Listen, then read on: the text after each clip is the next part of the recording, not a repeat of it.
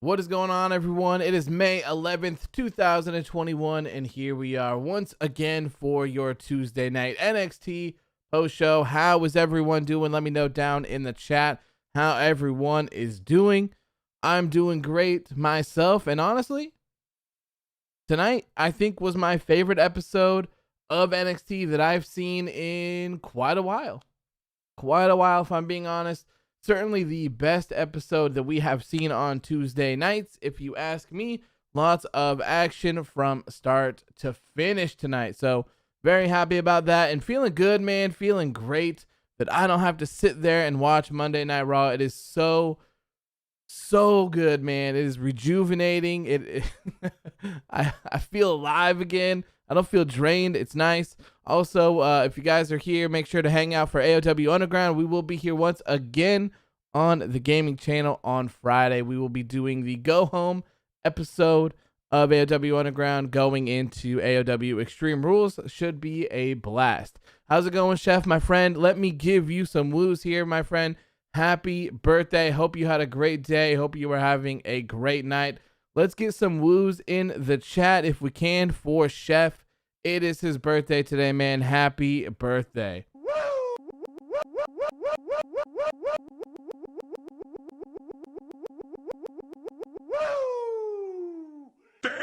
Damn, happy birthday, man. Happy birthday. Hope all is well. Marcel says, anyone wondering why NXT is putting so many title matches and so many stipulation matches every week? Seems like a lot. Just isn't usual. It does seem a little odd. I have noticed that NXT is booking a lot of very large caliber matches. It doesn't seem like the NXT of old where you would see a lot of newcomers and people coming up. This is a lot of spam calls, man. The spam calls are crazy. I hate them. But yeah, lots of title matches, lots of stipulation matches. It's interesting. I'm not quite sure why. I'm assuming that they're trying to get really good ratings in TV. I can't argue with that. Can't argue with that. Maybe I would assume, if I had to guess, it's because they're alone. There's no wrestling competition on Tuesday, and they want higher ratings. That would be my guess if I had to. That would be my guess. I feel like that would make a lot of sense.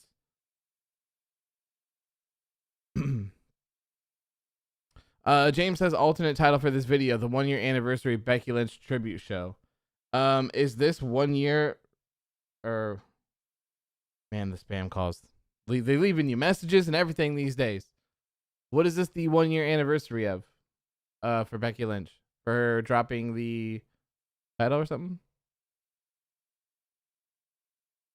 Ashley says we got a gang of autistic people here and I love it. Well, welcome guys. Welcome. Hope you guys are doing good. Let me shout out some people. I haven't done that for a while. I used to do that all the time. Jeremy, welcome my friend. James is here as well. Michael is here. Chef as well. Happy birthday, my friend. Ashton is here. Maddie Jackson is here in the building. Anthony is here. Ob James, how are you doing, my friend? Elver is here as well. Leroy is here. Marcel is here. Let's see. Safa is here. How are you doing, my friend? How are you doing? Elver says tonight's NXT looks good, but I missed the first hour of it because I was watching the newest episode of The Flash. Fair enough, man. Fair enough. I am a little bit behind on The Flash. I kind of like got burned out on all those CW shows. I watched them so much that just kind of lost interest. But WW Emoji's here. How you doing? How are you doing? Anthony says that NXT was such good shit. But he says the show was good, but the main event was such good shit. Yeah, I agree. The main event was great. I'm glad that the main event was the main event. I feel like it would have been really hard for someone to have to follow KUSHIDA and Santos Escobar in a 2 out of 3 falls match.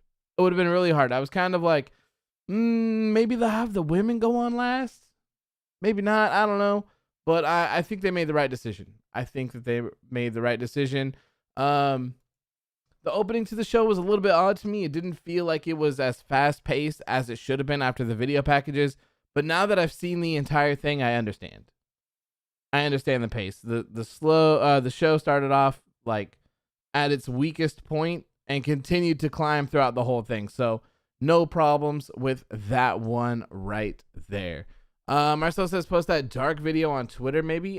Can you post the videos on Twitter? Do those get copyrighted? I don't know.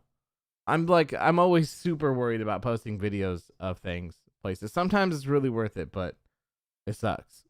It sucks that like the fans and like the companies or like the fans and the networks, whoever it is that is putting an end to all of this, can't like coexist, because I do think that there is a happy like medium ground point where everyone can benefit from everything. But James says you should make "What do you mean" and AOW mean. Should make it a shirt. I want to make a shirt that says "No forbidden doors" and "No fickle fucks." So funny. Zach, how you doing, my friend? Get some money flowing for my fellow disciple Zach here. Says Cameron Grimes is such good shit, and of course he is going to the moon. Yes, I love it. It is my favorite part of NXT every single week. And you know, I am a little disappointed though. I'm a little disappointed. How's it going, DNM? Good to see you, my friend. Good to see you. I am sad. I am sad. Let me get a date. Let me get a date. Who the hell would pay $20 million for a house? Of course, it was the one and only. The one and only. Okay, let me get this this date here. And then we'll talk about why I'm sad. Matches. Okay. Yep. Okay. So, here's why I'm sad. Where's T and Shaw at? Where? Where's Xia Li? Where's Boa? They're just gone. They're all gone. Where the hell did they go? So I wanted to look it up before I talked about it. We haven't seen Xia Li, Boa, or Tian Sha since March 31st. March 31st is the last time we saw that trio. Where are they at? I need some Tian Sha fixings, okay? It's been weeks. I need to know what's going on. I need some more story. I want to see her wrestle. I want to see her kick people's asses or whatever it is that she's going to do. Man, NXT, please, Papa H, please, please, please, please bring back the trio. Ashley says, we want Tian Sha. Yes, we need Tian Sha now. We need him. I miss him. I miss him so much. I haven't even thought about it until Swerve was out there and he said things are about to get spooky. And I'm like, wait a minute. Spooky? Wait a minute. Where's Tian Sha at? What the hell? What is this? How have I not noticed that she hasn't been on TV for like 2 months or a month and a half? What the hell? Obi James says, Truth need 1 week to become the longest reigning 24/7 champion. WWE Mojo says the bigger question, where is the 24/7 champion? That's right. Interesting. Is he still acknowledged as the 24/7 champion? WWE.com. Is it still a thing? Oh man, I would be so happy to find out that it wasn't a thing. I'm looking. Nope, R-Truth is still up here as the 24/7 champion. He's not holding the championship though, but it does say that he is the 24/7 champion. Jeremy says NXT was great tonight. I agree. Maddie says R-Truth is acknowledged as the head of the kids table. I love that. That would be hilarious. Elvis says, where was Dexter Lumis tonight? Nowhere to be found tonight. But I don't mind that because I think that you should rotate your roster. I don't think that all of these people need to be showcased every single week in certain aspects of things. Like, sure, the Cameron Grimes stuff is very interesting. So seeing him every single week in a little vignette that's 3 minutes, 4 minutes, it's not a big deal. But if you have someone on your TV show wrestling every single time, I feel like it devalues them, and I feel like it takes away from their star power in a sense, because you see them so much and you're so familiar with them that nothing really feels special. When we go back to the old days of NXT, when it was still on the network, it was mostly a bunch of newer people wrestling, and then, you know, they would throw in some things here and there. So you'd be like, damn, I need to watch NXT tonight because Velveteen Dream is on the show. And that was like it.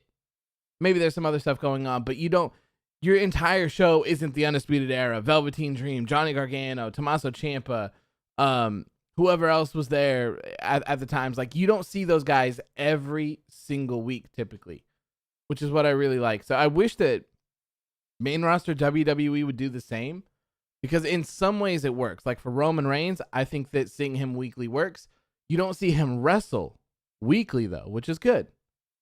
That's a good thing, in my opinion, but he's still entertaining. So to have that presence is great. But if we go to the flip side, something to talk about on Monday Night Raw is Damian Priest wrestling every single week against The Miz or John Morrison. What value does that bring to anyone? It doesn't bring value to anyone. You're devaluing Damian Priest, who came in pretty hot with Bad Bunny and all of that, but he's been dragging on in this feud so long that no one cares. I don't care. I can't even be bothered to watch these shows anymore because it's essentially the same thing. And last night, guess what?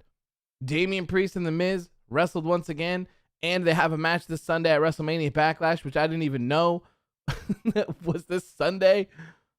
And they're having another match. So it's like, man, like, rotate your rosters, please, for the love of God. Rotate your rosters. Find other ways to keep your talent meaningful and on top of things rather than have them wrestle every single week.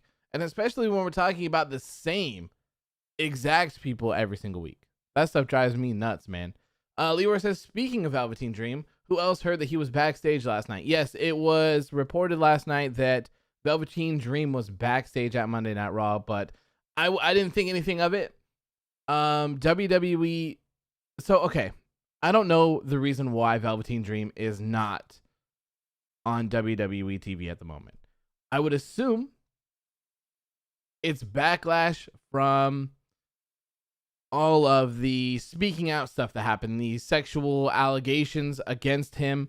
I'm assuming that's why he's off of TV. They threw him on TV a couple times, and social media was a real shitstorm about it. I would assume that is why he's off of TV. I don't have any confirmation of that. That is just, I don't know, a gut feeling, I guess, if you will. So I didn't feel like there was any way that they would take him off that smaller platform and put them on their quote unquote A show. I feel like that would have been a shitstorm for them. So I wasn't too worried about that. Victor says Damian wrestled Morrison. See, it don't even matter. It's the same thing. It's all the same. Warrior says Priest gets nothing out of beating The Miz again, who he's already beaten. Should have ended at Mania. It should have. It would have been a great send-off, and it would have been a great way to get Damian Priest into the minds of people and to have him liked by the casuals, pairing him up with Bad Bunny. They didn't need to do any of this other stuff. Like, here we are. We're still living 6 weeks ago in the past, or 8 weeks ago in the past, whenever all this stuff started. It's just completely unnecessary. WWE Emoji says, why is WWE quietly moving NXT talent to their main roster is what I'm assuming. What do you mean? I'm not familiar with what you're talking about. D&M says, honestly, I think 2018 was when NXT was on top of the wrestling world. It was so damn good. It was, man. I miss old NXT. I mean, I'm happy with them and where they're at right now, but I don't think you'll ever recapture that special moment of what NXT was in the past. And if they ever want to, they supposedly have this like Evolve show that's supposed to happen, or there's supposed to be like an NXT Part 2, whatever the rumor was. They could potentially maybe do something with that and recapture that moment on Peacock. Elver says Mia Yim is apparently set to debut on SmackDown this week and feud with Carmella. I hope it's the HBIC version that debuts and not Reckoning. Yeah, so I heard about that. She was supposed to debut on this last SmackDown, actually, the throwback episode edition, whatever the hell whatever you want to call it, whatever it was. She was supposed to debut then, but they ended up pulling it because time constraints or something like that with the throwback is what I read. I think that was from Fightful Select that I read that, if I remember correctly. So she was supposed to take on Carmella there, but they put Ruby Riott in last minute to fill in for that slot. So that's what happened on that one. Also, for those of you that don't know, we talked about it yesterday. Humberto Carrillo was injured during his match with Sheamus, and they called it off. But apparently he's fine. He's good to go. So shout out to him. Glad that he's doing well. Wouldn't wish harm on anyone, even a low-life scumbag criminal like Humberto Carrillo. So glad to hear that he's doing well. The report that I read said that he's good to go. He could wrestle today if needed. So if there is any sort of delay, it's all for storyline purposes in this whole Sheamus situation. So who is my Evan says, who is your favorite WWE star ever? Probably Stone Cold Steve Austin. Stone Cold Steve Austin. Referee during the tag match was crazy. Absolutely crazy. And you know, the the fatigue from Humberto Carrillo having 2 matches in one night, you know. He got squashed by The Undertaker, then he got squashed by Sheamus. You got to take care of your talent. DNM says girls accusing wrestlers for sexual allegations are nothing more than clout chasers. I wouldn't necessarily say that. I mean, you have to take them seriously. You have to take accusations seriously. I'm always the type of person that is, you know, our system is supposed to be innocent until proven guilty, right? And that's how I kind of see things. I think you should take them seriously, but I don't think that you need to do your due diligence, and I don't think that people's careers should be ruined off of accusations until they get proven to be true. If they do, that person is a piece of shit and they deserve to be out or whatever it was. But other people who necessarily it isn't true, those don't really make headlines and those people's careers get ruined. But I don't know. I think that they should all be taken seriously. I think it's important to take that seriously and all that stuff as well. James says, we are getting sick of the repetitive rematch booking in WWE. They should build therapy help classes for rematch addicts. No kidding. They're all the same, man. That's why people are like, why aren't you covering Raw? It's like, dude, just look at what I posted last week. It's the same thing. Make some slight adjustments. And it's the same thing. 2000 NXT was good too. I mean, I think that NXT has been good, but I just don't think that you'll be able to recapture that moment in its current state that it had before it went to USA Network. Elver says, I think Randy Orton, good to NXT, wouldn't be a bad idea as he can help talent there and put some dream matches on. My dream match for him in NXT is against Pete Dunne. Yeah, I mean, that's something that I think would be really cool as well. I've talked about that a couple times where, like, you know, Randy Orton, if he went to NXT, he could be like, whoa, he could be the annoying asshole heel person that he can be, where he comes to NXT and he's like, look, I've heard about this developmental show, but you know, it's taking me so long to even show up here because it's so below me. Like, you guys don't even deserve to be in my presence. Like, I'm too big of a megastar to even be in this shithole that is NXT, you know, the C show, the, you know, yada, yada, yada, yada, all of these vanilla midgets, these little guys doing all these dives and yada, yada, yada. You guys aren't in the big leagues. I think that would be a really cool heel gimmick to have for Randy Orton going into an NXT feud or something like that. I think it'd be a really fun thing to play off of. Trevin says AOW doing a face and heel promo on Humberto by saying he's glad he's okay, but still calling him a scumbag criminal is gold. Hey man, I call it as I see it. Warrior says, so basically his Twitter self. Yeah, you know, I think it'd be a lot of fun. And I think it would, like, bringing in the realisticness that, you know, people always still say. I don't think that NXT is a developmental show. In my opinion, NXT is light years ahead of Raw and SmackDown. If you take Roman Reigns off of SmackDown, that show was trash. That show was absolute trash. A lot of people are very blinded by the fact that Roman Reigns has a good 10-minute segment on a 2-hour show.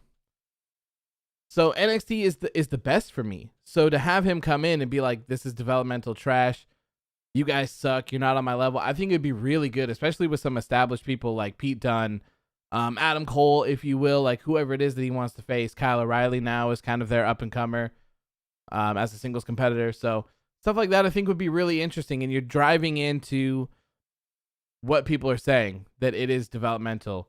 So you're just kind of playing on all of it. I think it brings it home more. Anthony says, imagine if Edge would have chosen the NXT Championship at Mania. That would have been crazy. Ashley says they show Roman 7 times a night on a 2-hour show. I mean, it's the best thing that they have. I don't blame them for showing him.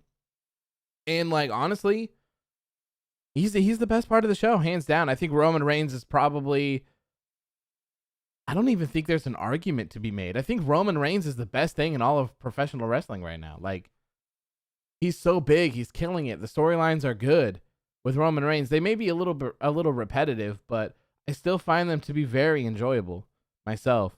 So I think he's the best thing in professional wrestling right now, which is absolutely insane. If I would have said this 2 years ago, or, you know, if you would have told me this 2 years ago, I would have said you're crazy. You've lost your mind. No one will ever love Roman Reigns like you think that they will. They do, though. They do. Roman Reigns is sitting on top of the world. Now Jimmy is back as well. You love to see it, man. You love to see it. Jeremy says the greatest wrestler of all time. I don't know if I would go that far. But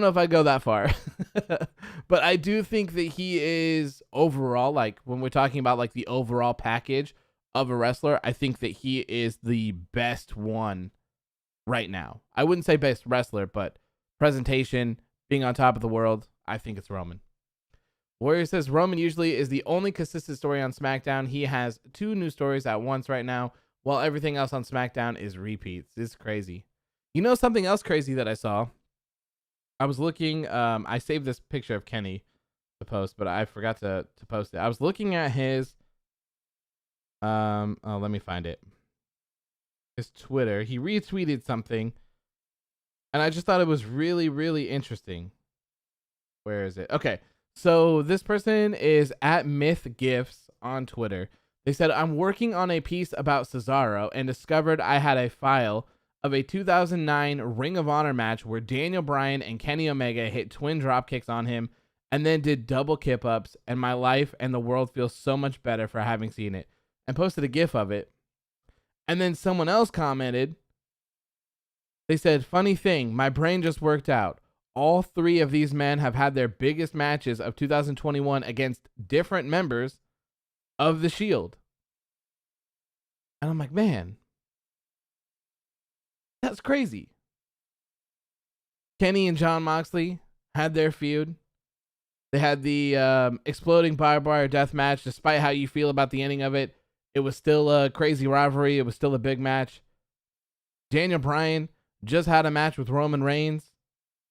And Cesaro just is working an angle with Seth Rollins, Father Rollins, and now Roman Reigns too. So I thought that was crazy. Like, what a coincidence, you know? Crazy, just crazy how the world works.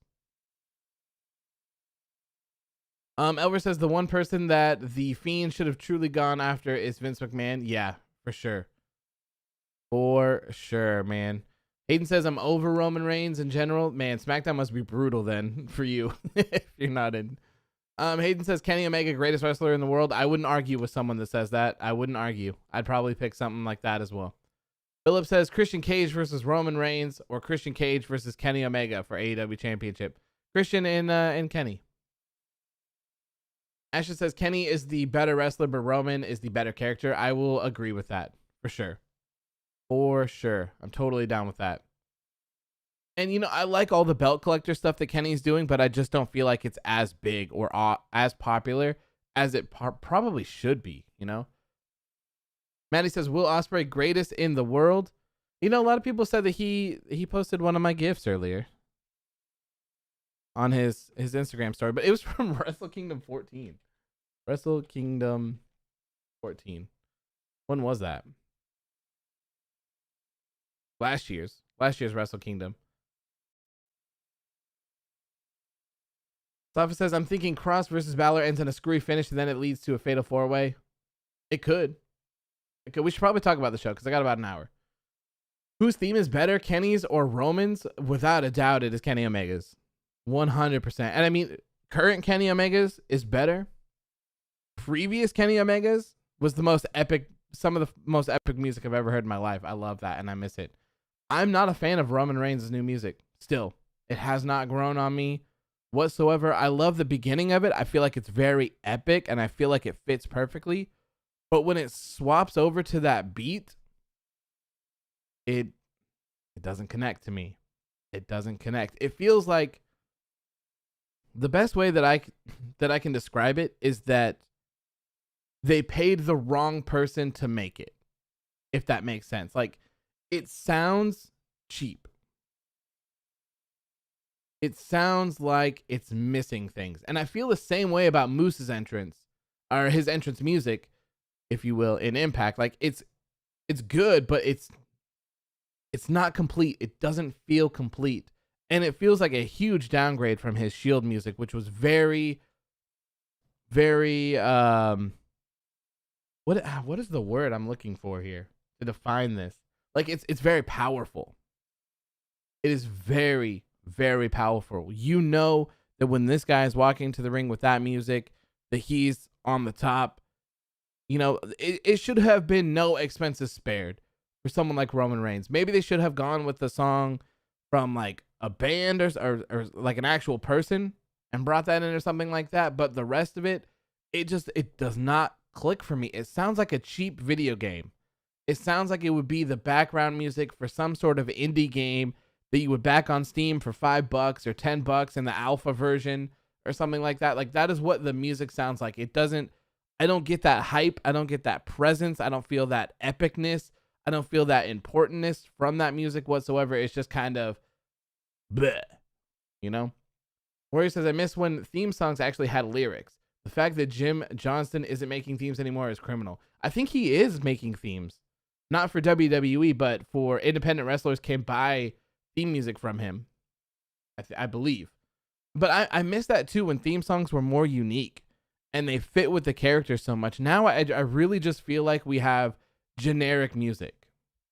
I really feel like we just have generic music. Like, it's generic rock 07 for this person, generic country theme 06 for this person, generic poppy girl theme 03 for here. Like, it's everything is so generic. Like, back in the day, the music was so good. So good.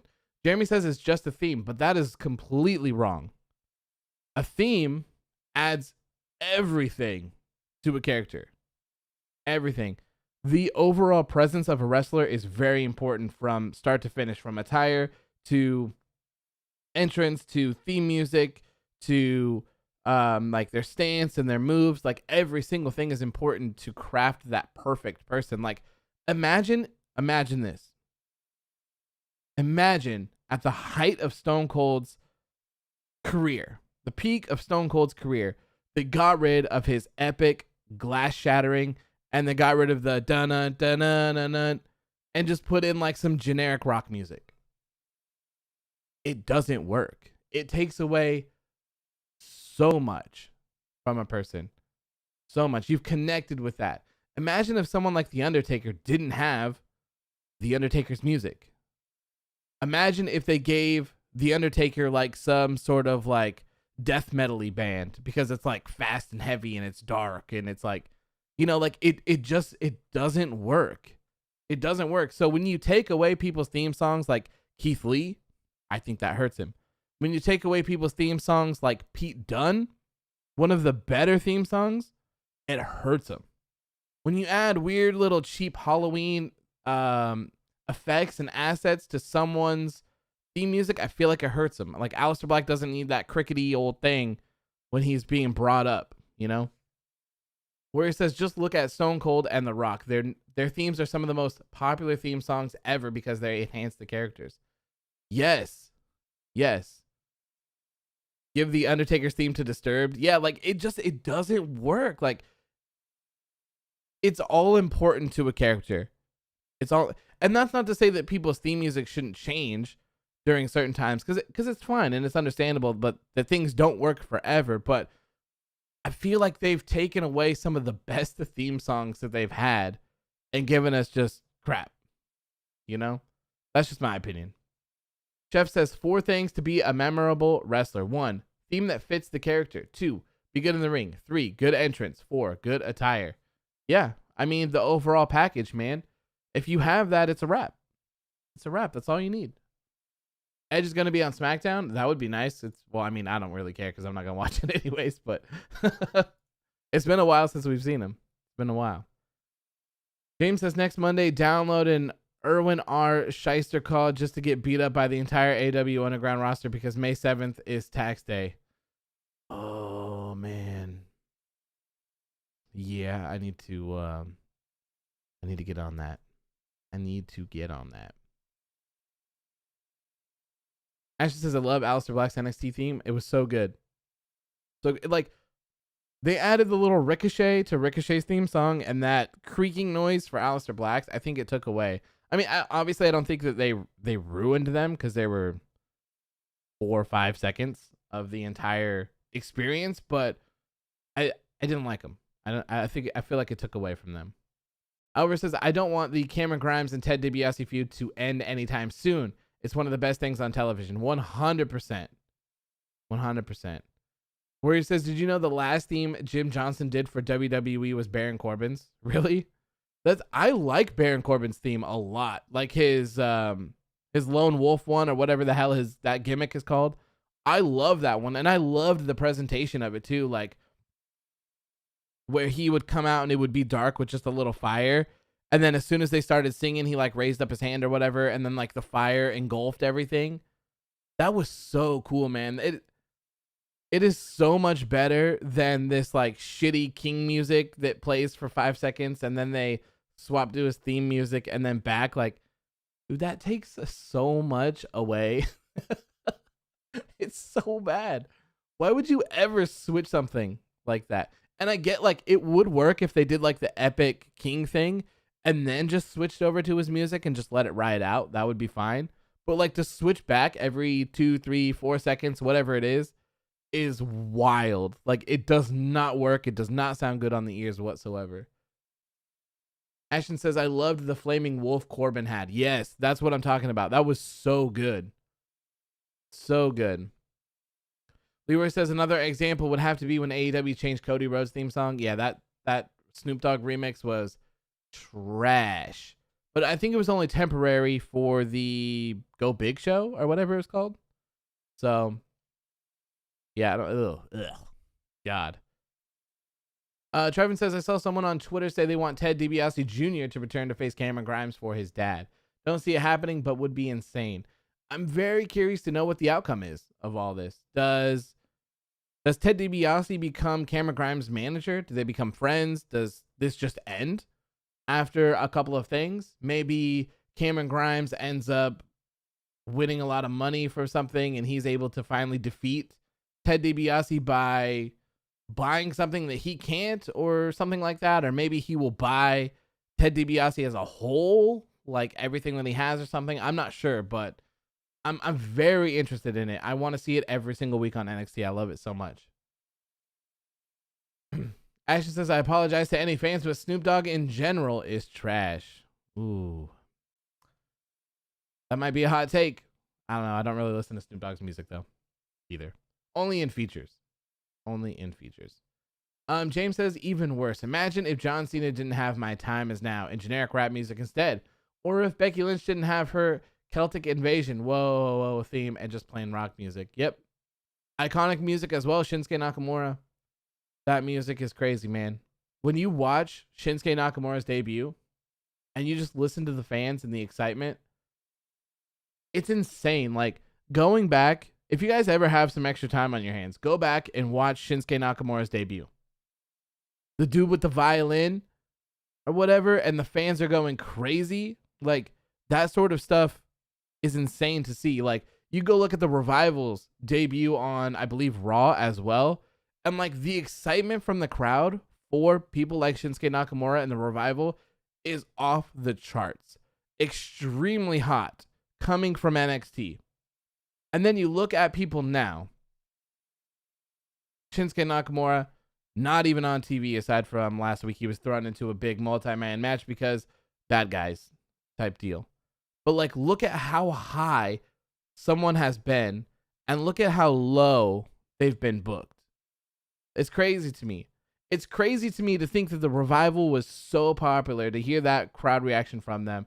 And then at the end of the time, they were talking about shaving each other's backs and putting like hot cream in their pants or some shit like that. Like, it's just, and getting released. Like, it's so crazy to see how far people fall. Warrior says, imagine if Triple H never had The Game, My Time, and King of Kings as his themes. Oh man, My Time, that theme slaps so hard.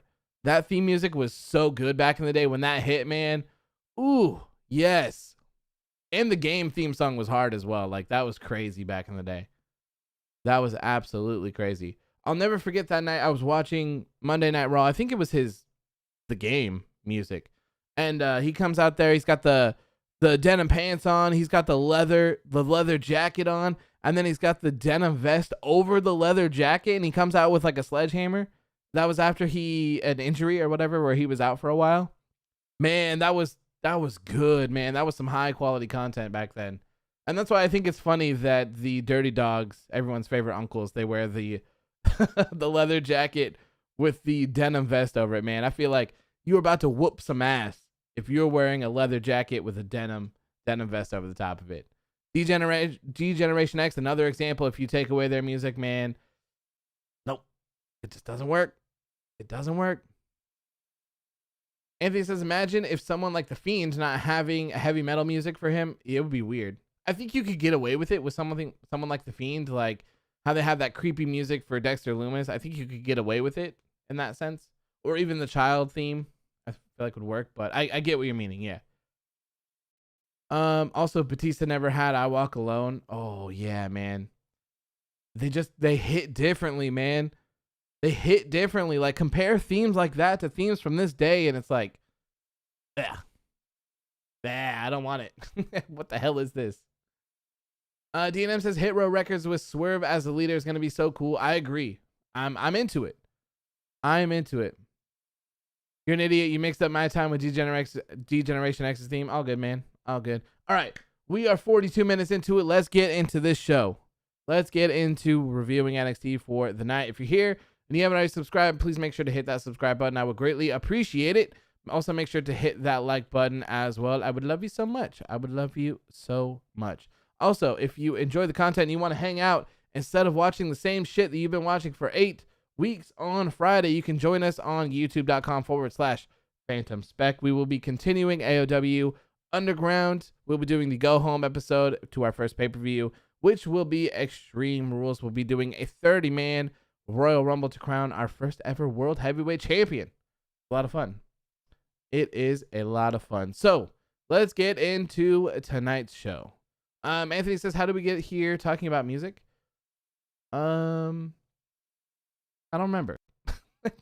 I don't know.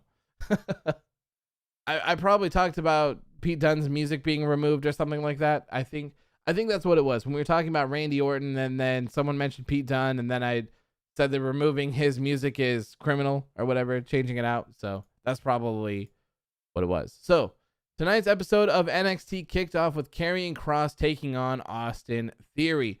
I thought this was going to be an absolute squash match. I just thought that Austin Theory was going to get murderized. Oh, we were talking about Omega's music and Roman's music. That's right. That is right. Man, my memory is trash.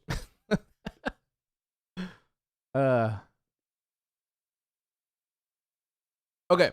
So, like I said, I thought that this match was going to be just destruction. Just pure destruction. Turns out it wasn't so much. I mean, it was at first, but Johnny Gargano distracted the referees, so Austin Theory was able to get an advantage for just a little bit. Just a little bit before he ended up getting choked out. Turned the lights off at the Theory residence. I think this match, if I had to guess, was somewhere around 5 minutes. It was at the time, I thought it was a weird way to open the show, but now that I've seen the entire thing, I get the pacing of tonight's show. It made a lot of sense. It just kind of felt underwhelming after watching the video package of, which I really liked, by the way. I really liked how they started the show off with a video package of what was going on. I'm not sure if they were expecting to have an influx of new viewers tonight or anything like that, but I felt like it made a lot of sense. Like, if they were to throw back, let everyone know what's going on, instead of that trash-ass Poppy theme song entrance that they have, by the way, or that theme song is so bad compared to that Slipknot one. Ugh, don't play that. Play some highlights instead. Get people hyped up for everything. So I don't necessarily know what's next here. I don't know if this was just some sort of filler here for Karrion Kross or for The Way or whatsoever. I'm not quite sure. Whatever it is, I hope that it doesn't lead to Johnny Gargano and Karrion Kross. As long as Johnny Gargano has the NXT North American Championship. I'm over double champions in WWE. I don't want to see any of that stuff. And I feel like the NXT North American Championship scene could be much better. We'll talk about that because I think some things are going to happen from it. And I think it'll make sense. I think it will make sense. But anyways, Karrion Kross absolutely destroys Austin Theory.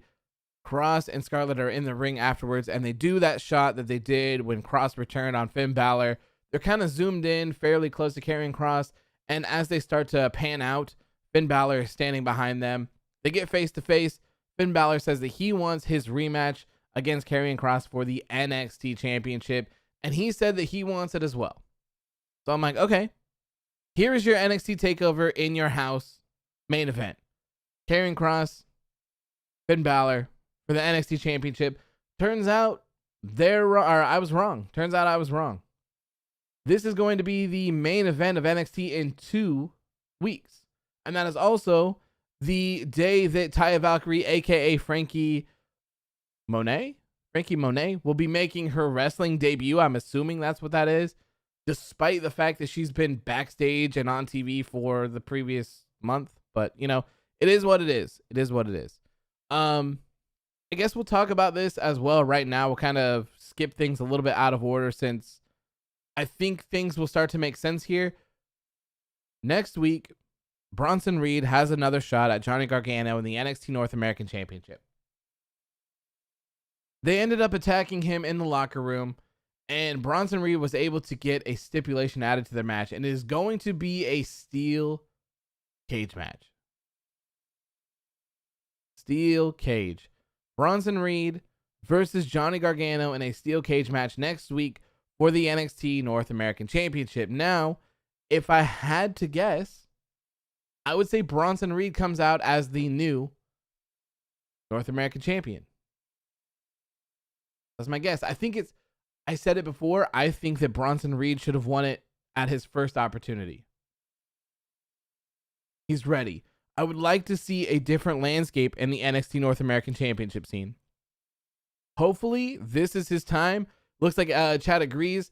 Ashton says it's Bronson Reed's time. I agree, man. Warrior says it's weird that they aren't saving these big matches for the actual takeover. Like a steel cage match that should 100% be on takeover. It kind of makes you wonder what they're planning for that pay-per-view. If they're running stuff like this so close, really makes you wonder what they're going to do. Anthony says, where is ha ha ha ha ha funny name LA Knight? I'm not sure. Shelvis, how you doing, my friend? He says Reed is finally going to get his moment. I hope so. I think that Bronson Reed would be a nice fresh change to the NXT North American Championship scene. Give us some new contenders, give us some new matchups for stuff like that. Johnny Gargano, he can do anything. He's a very entertaining character. He's a very talented wrestler as well. He would fit in literally anywhere. It doesn't matter where it is. So the reason I wanted to talk about that first is because I think that we could be seeing some sort of screwy finish or some sort of not decisive finish between Karrion Kross and Finn Balor in 2 weeks. Something tells me that someone like Pete Dunne will interfere in the match. Maybe Johnny Gargano will interfere in the match. I can't remember who the other people were that were out. Kyle O'Reilly could interfere in the match. So something tells me that at In Your House, they're going to have a big multi-person match for the NXT Championship. Off the top of the head, Karrion Kross, Finn Balor, Kyle O'Reilly, Pete Dunne, Johnny Gargano. We got 5 dudes. 5 dudes. And you know what would be great? I don't think that they would do this. If you could put one more person in there, Adam Cole, perhaps, give us an NXT Elimination Chamber. Do you know how sick that would be? An NXT Elimination Chamber match? Oh, man. It would be so good. It would be so good. Whoever it is that you can fit in that 6th slot, man, that'd be really good. I don't think that they'll do it. Jeremy says Fatal 5-Way, very possible. But man, just the visual of an NXT Elimination Chamber and like the thought of an NXT created Elimination Chamber as well, like having it be more grimy and more like not overproduced isn't the correct word that I want to use. But that's what I'm going to use.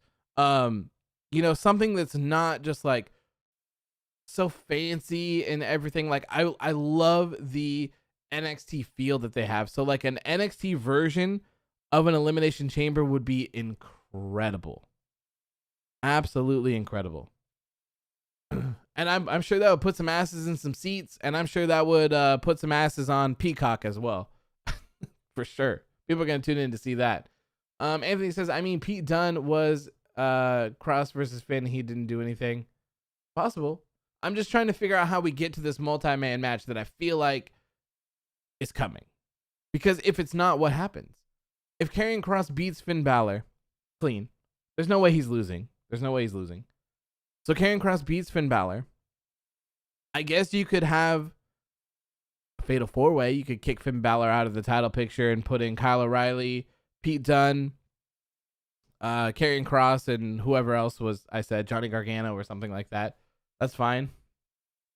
DNM says, if the Adam Cole and Kyle O'Reilly feud continues, how about have them fight inside Hell in a Cell? Sure. I would love to see something. I mean, I feel like it's kind of time. I feel like it's over. I feel like that feud between Kyle O'Reilly and Adam Cole should be over. It's been a while since we've seen Adam Cole in that match, and that was a really good match. It was like 40-something minutes long, 47 minutes if I remember correctly, something like that. And like, what better way to end the feud? You know, oh, I just typing the wrong things here. Adam Cole. Elver says Dexter Lumis should be the one to eventually dethrone Kross. I don't know. I don't know if Dexter Lumis would be ready, or I don't know if Dexter Lumis works as the face of a company.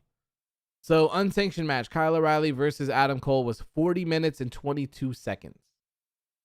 40 minutes and 22 seconds. They beat the absolute hell out of each other. Leroy says, how do they do an Elimination Chamber match? Because I don't think the CWC is big enough. I don't know. Maybe make one that fits in there. Maybe do it a different way.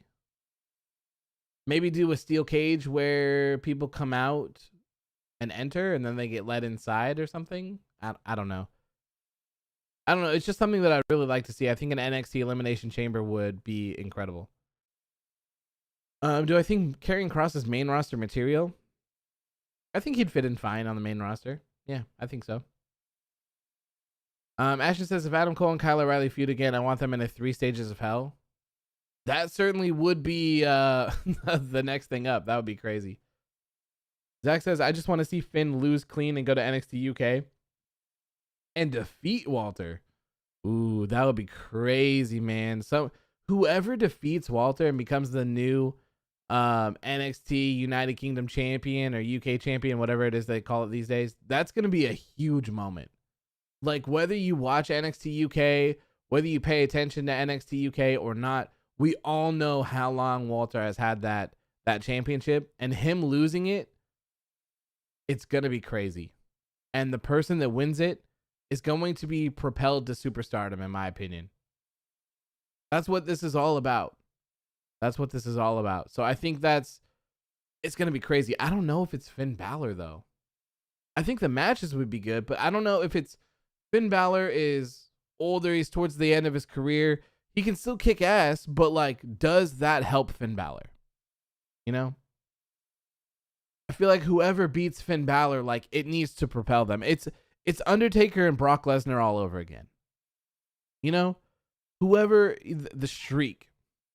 Something that you'll never be able to reproduce again. You got at least 20 years, give or take. And, you know, for maybe someone who's been like on a 2-year WrestleMania streak or something like that. You got 20 years until you can recreate a moment like that. Giving it to Brock Lesnar, no, doesn't work for me. Doesn't work for me. I feel like Brock Lesnar is already a goddamn superstar. Like, he doesn't need that. So that I kind of like, man, I think Finn Balor as UK champion would be great, but I just don't know if he's that guy. You know, because where do you go? Where does Finn Balor go from there? You know what I think? I think Finn Balor should leave and go to AEW and join his friends. But that's just me. That is just me being selfish. Being selfish. I want all those guys over in AEW to reunite. Warrior says anybody that beats Walter is a made man. Yes. Yep. Ashton says Walter and Kylie Ray are unstoppable champions. Has she been a long champion too? Kaylee Ray. Let's take a look.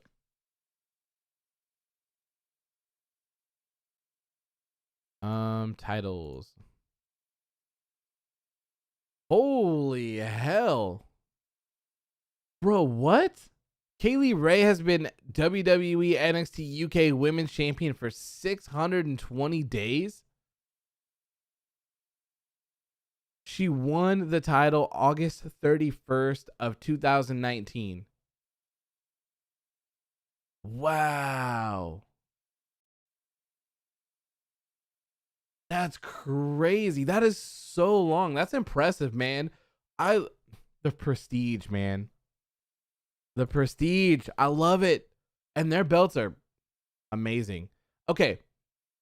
Hold on a second. When has NXT UK NXT UK debut? When did NXT UK become a thing? Okay. The brand's namesake show, NXT UK, had its first tapings in July of 2018 and premiered on October 17th. NXT UK has been around since October 17th of 2018.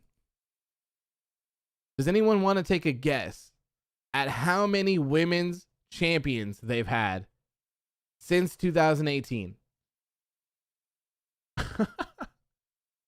Well, that is crazy, dude. What the hell? All right, I'm going to look up Walter too. Hold on. I'm interested. I am very interested. Anthony says 3. He nailed it. It's 3. It is 3. In all of NXT UK's time, they've had 3 women's champions. 3. The first one was Rhea Ripley. She had the championship for 139 days. Sounds great to me. Next up, Toni Storm. Toni Storm had the title for 231 days. Man, the prestige. I love it. I love it. Now, Kylie Rae, the current champion, has held the championship for 620 days and counting. All right, let me look at this, Walter. Walter has been the NXT UK champion for 768 days. And just like the women, they have only had 3 champions. Okay, this is even crazier, by the way. This is crazy. Tyler Bate, the first champion, had it for 125 days. 125 days. The second champion, Peter Dunne. He had the championship for 685 days. Wow. Now Walter, he's had the championship for 768 days. That is insane. I love this. I love this so much. So much. Okay, hold on. I'm going to look at I'm just curious now. I want to look at their tag team championships.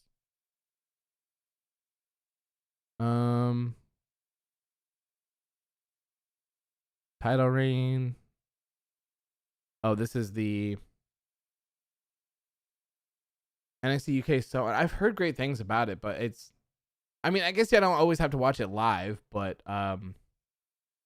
it's on at like noon for me. Title names. Okay, I want to find the tag team championships because I want to 3 again. You think? WWE United Kingdom. WWE. Are they just UK championships? Is that why it's not showing up? Oh, okay. Yep, here it is. So there have been four NXT UK tag team champions. The first ones, James Drake and Zach Gibson, they had the championships for 231 days. Next up, actually, these are actually kind of surprising to see. Next up was Flash Morgan Webster and Mark Andrews. They had a short reign of only 34 days. Next up was Gallus, which is Mark Coffey and Wolfgang. They had the tag team championships for 510 days. Number 4 is Pretty Deadly, Lewis Howley and Sam Stoker. They've had the championships for 76 days. So not as long as Reigns, but 510 days as tag champions for Gallus. That's crazy, dude. That's crazy. Absolutely insane. I've heard great things about their wrestling. Learning about their championship reigns, like, that makes me happy, man. That makes me happy. If I were a promoter and I were Booker Man, I would have long reigns. Of course, like, it doesn't hurt to have like a couple shorter ones in there. But man, I think it's important to have long reigns to establish prestige and establish importance and to establish dominance, because when you have a championship, right? Whether it be a world championship, a quote unquote mid card championship, a women's championship, a tag team championship, a trios championship, like that title means that you are the best, right? It means you're the best that that business or that promotion, sorry, has to offer. You are on top of that world, that promotion. So you should be the best. You should be able to defend it against the rest of the people. You shouldn't hot potato things around. There should be plenty of people that can challenge for it and stuff like that. So man, I really love it. I love it. Jeremy says Hit Row should be good. I hope they dominate the whole roster. Hit Row sounds great. They sound great. And I like how they have a woman with them as well. Like, I really like intergender teams and stables like that. So the way and them as well is great. Deshaun says, imagine Breezango break up and Fandango turns heel. Oh no, I love Breezango too much, man. Too much. We need Walter at AOW Underground. Hell yeah, that'd be crazy. That would be insane. Walter's crazy ass, man.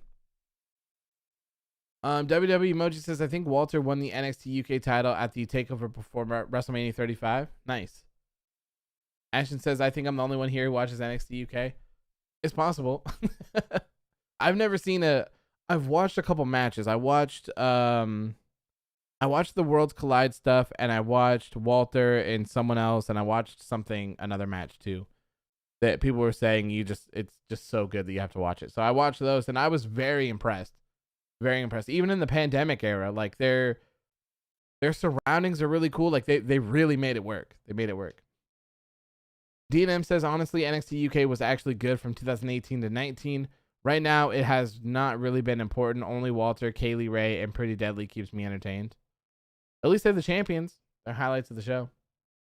Okay, so after this, poor William Regal, man. The disrespect to poor William Regal tonight. Leon Ruff came into William Regal's office and said, look, bro, I'm cleared. And he said, I don't care if you're cleared or not. After the ass whooping that you received last week on NXT, I'm not going to let you compete tonight. I'm not going to book you in a match. I don't care what the doctors say. I'm not comfortable putting you in a match. So no, you cannot have a match tonight, and get the hell out of my office. Leon Ruff got very angry, threw everything off of William Regal's desk, including, the audacity of Leon Ruff, man. The audacity of Leon Ruff. I cannot believe him.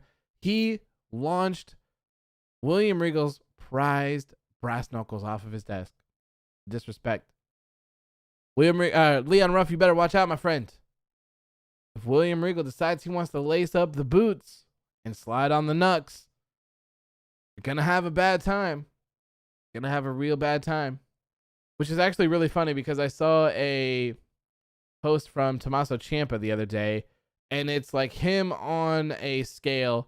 He's flexing and he's like screaming in the face of William Regal, and he said, I was trying to break him, but he's a solid guy. And he's like, for the past 5 years, I've been trying to get him to have one last match, and he just won't do it.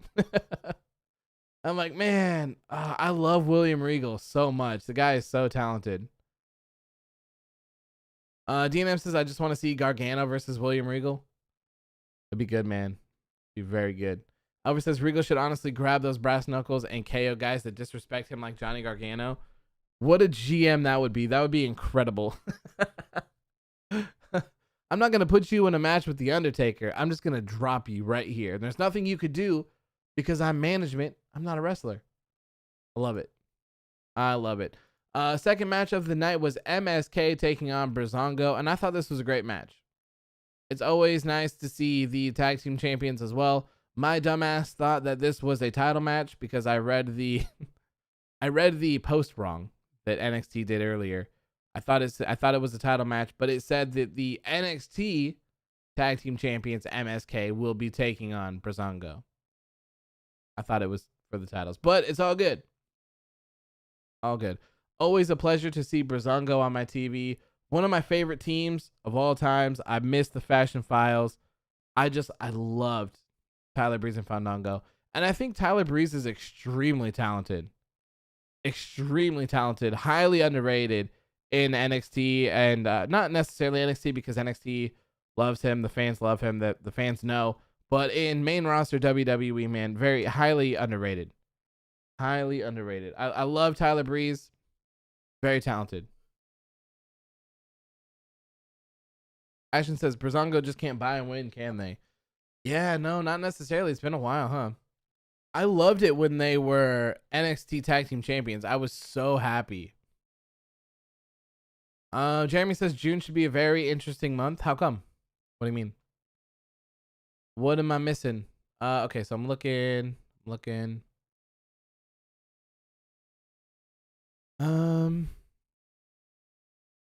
So Breezango won the tag team championships on August 26th of 2020. And they lost them on December 21st. So they had about a 2-month run.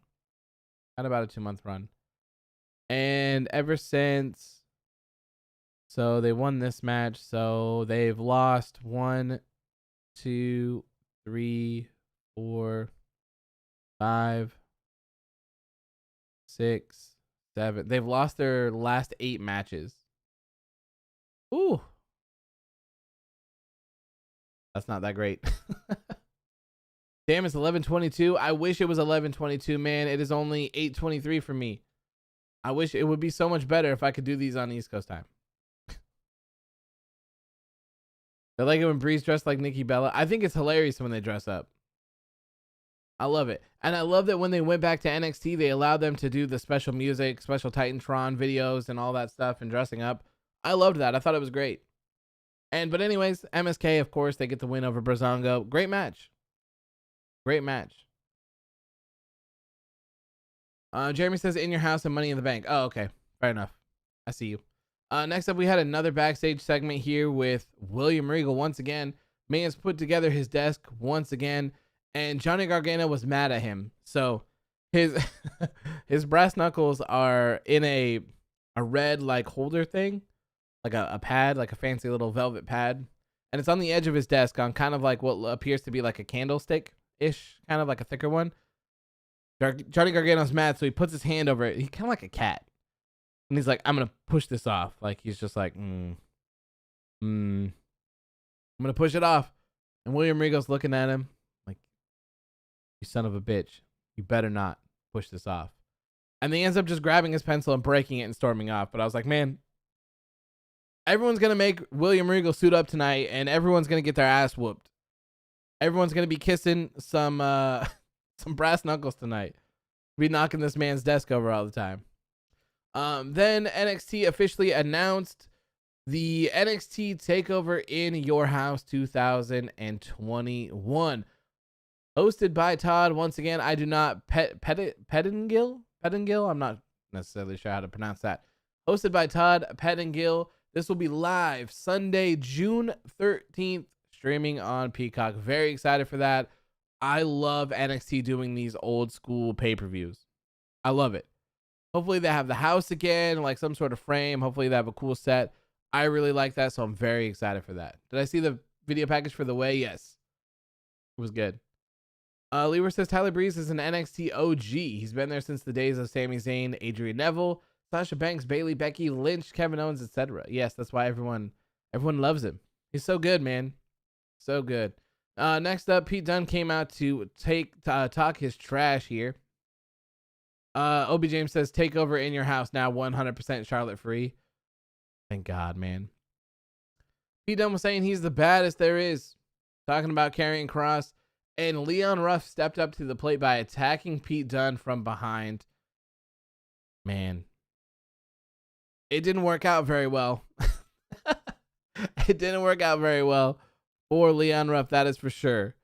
He got in a little bit of offense on Pete Dunne, but overall, Pete Dunne absolutely whooped this man's ass. Absolutely whooped him. He had them in some sort of headlock with his legs at the very end, and he was just elbowing down on his head, just striking him over and over and over. And the referee stopped the match. Had to stop the match because he beat the brakes off of him. One of the things that I really liked as well was when Leon Ruff was doing something off the top rope and Pete just rocked him with a punch as well. I thought that was great. This, to me, makes Leon Ruff way more enjoyable over any of the other stuff that they did back in the day. You have a guy who's hungry to come out here and wrestle, and he's not scared to get his ass whooped. He's willing to step into the ring against some of the NXT's best of all time. Pete Dunne, I can't remember the number, but I mean, look at his NXT UK Championship reign. Crazy. This is one badass dude. So I love him stepping up in the ring. Him winning the NXT North American Championship by chance and just kind of being in the right place at the right time was just, it was not an NXT thing to do. And it was not a way to get people to care about Leon Ruff. His really good matches with Isaiah Swerve Scott is how you do it. And then this is how you do it, in my opinion. I liked this a lot. And I think Leon Ruff is great. He's very talented. He's got a lot of crazy moves. And he's willing to do some crazy stuff. So shout out to him for that. And then, of course, you know, like I said to you guys, I would never want to wrestle Pete Dunne. And he was bending his fingers all over the place during this match. And even after the match, he did the whole, like, snap him. Oh, man, it makes me sick. Makes me sick just thinking about it. Next up, we already kind of talked about this, but I'll run through it again. NXT announced that Karrion Kross will defend his NXT Championship against Finn Balor in 2 weeks on NXT. And also, it will be the world premiere of Frankie Monet live on NXT in 2 weeks. I'm assuming this is her wrestling debut. They didn't necessarily go into it at all whatsoever. So I'm assuming this is going to be her wrestling, and it's just about time. Next up was the women's NXT, or the NXT Women's Championship match, I guess is how you would say it. Raquel Gonzalez defending against Mercedes Martinez. I thought this was good. And, you know, I thought it was kind of a little lower on the card than I had expected, but I guess the pacing kind of makes sense as well to have this, then kind of have like a calm down match. Let people, you know, if they got to go to the bathroom, they can. It's not that important. It's not a title match. So it was good. I thought this match was good between Raquel Gonzalez and Mercedes Martinez. I don't know what's next for either of them. Are we done here between Gonzalez and Martinez? Who's next to step up to Raquel Gonzalez? Is it Dakota Kai? How long is the friendship going to last between Dakota Kai and Raquel Gonzalez before Dakota Kai gets jealous? The NXT's, or WWE, I guess, as a whole, their presentation of Raquel Gonzalez has been extremely confusing to me. Extremely confusing. She's been a heel for a while, for this whole time that she's been with Dakota Kai. She wins the championship. They post a picture of her looking completely different, all smiles. Not to say that a heel can't smile, but the presentation was different. And then to have her in the crowd, all happy, go lucky, cheering, like it gave face vibes. Then we had that moment with Rhea Ripley and Bianca Belair as well. That moment, face moment as well. So like she was kind of presented as a face, and then in this situation, she is certainly not. That face is Mercedes Martinez, Dakota Kai, and Raquel Gonzalez being heels. So is that what they're going to do? They're going to have Dakota Kai turn on Raquel Gonzalez, keeping Kai heel, and in exchange, making Gonzalez a face? I don't know. Anthony says, what is it, EO again? Actually, you bring up a great point, because I think she said she was going to come back and challenge her, didn't she? After a little bit. So maybe that will be the in your house match. Raquel Gonzalez and Io Shirai for the women's championship. I could see that happening for sure. Ashton says, remember, Dakota has a history of turning on her friends. Tegan Knox. ... Very possible. I see it happening. Is it sooner or later, though? That's the only question, I think, here. Dean M says, I would love to see Dakota pull an MVP or Paul Heyman for Raquel being the mouthpiece. I could see that. I wouldn't mind seeing that either. I think that fits.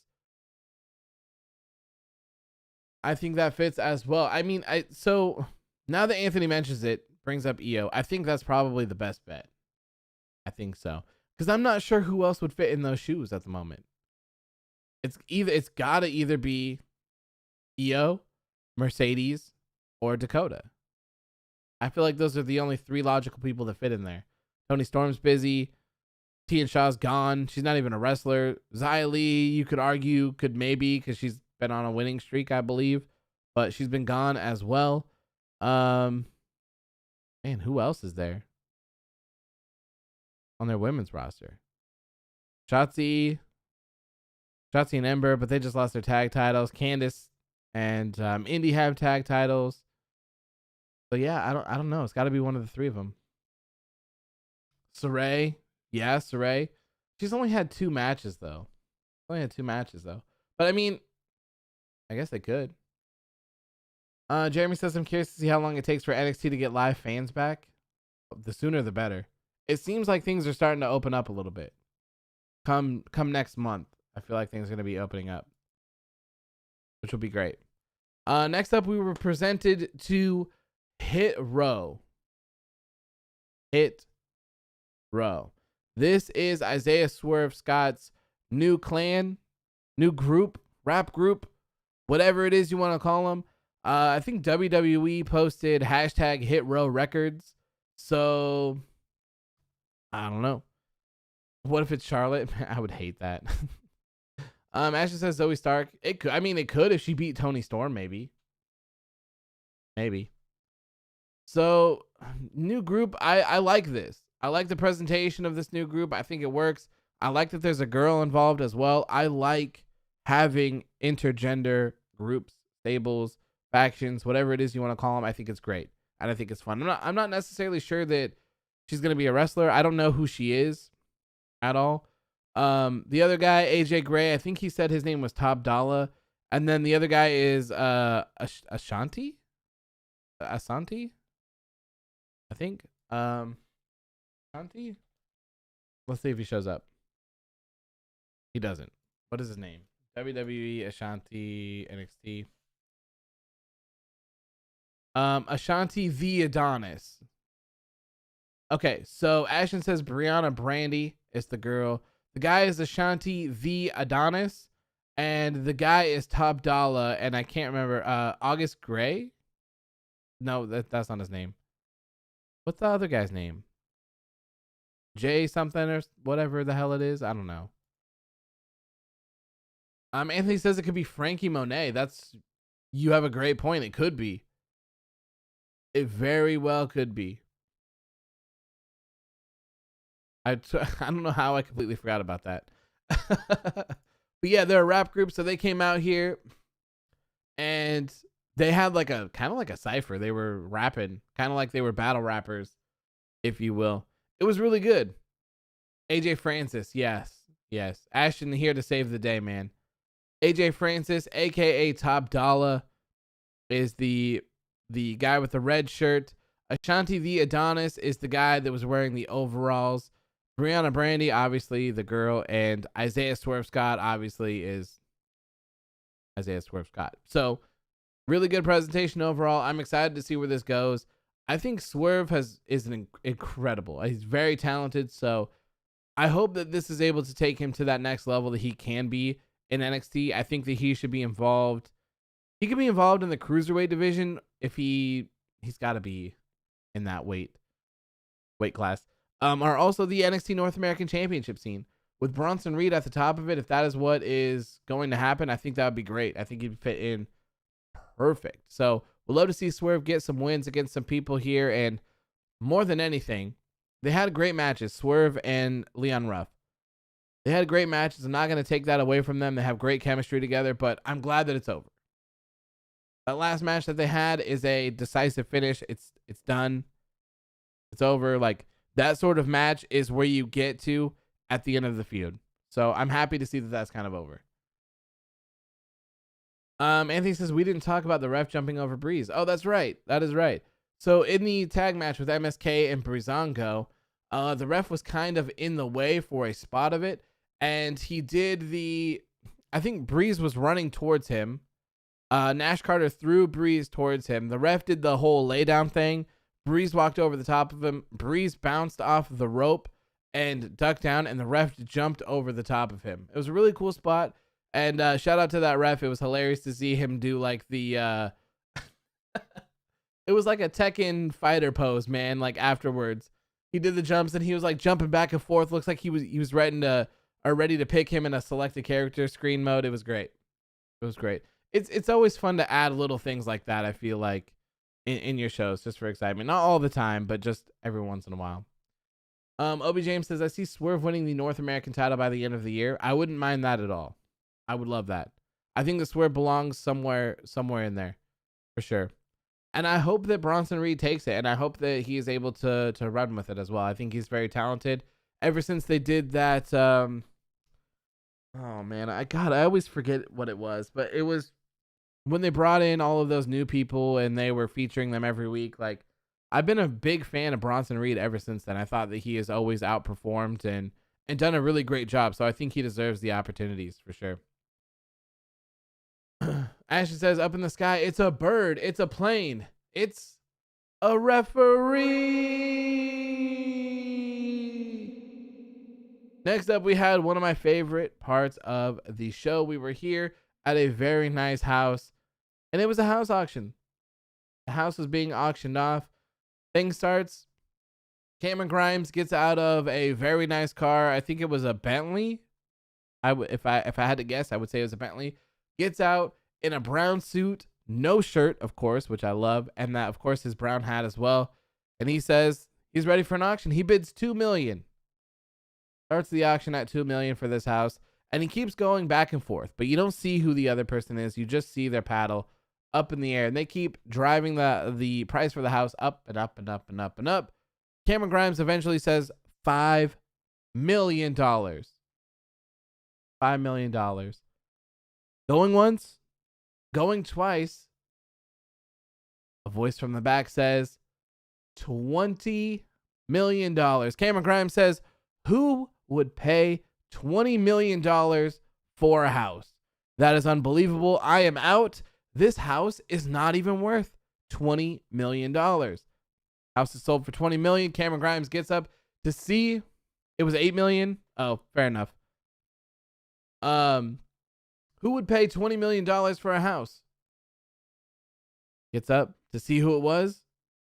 And it was none other than the $1 Million Man himself once again. Ted DiBiase and Cameron Grimes just continue to butt heads back and forth. And Cameron Grimes he can't win. He can't win. Ted DiBiase is always $1 ahead. And it's hilarious. It's my favorite part of the show. I look forward to this every single week. And I think like just the little aspects of it are funny. Like Cameron Grimes not wearing a t-shirt but wearing a suit jacket is hilarious to me. It's wild. And this is a really good pairing. But like I said, I just don't know where it's going to go. I don't necessarily care where it's going to go because I find it extremely entertaining. But man, I look forward to these every week. I can't wait until next week. I can't wait to see what Ted DiBiase buys instead of Cameron Grimes as well. Elver says Cameron Grimes better be investing more money into Dogecoin because Elon Musk is planning to take it to the moon.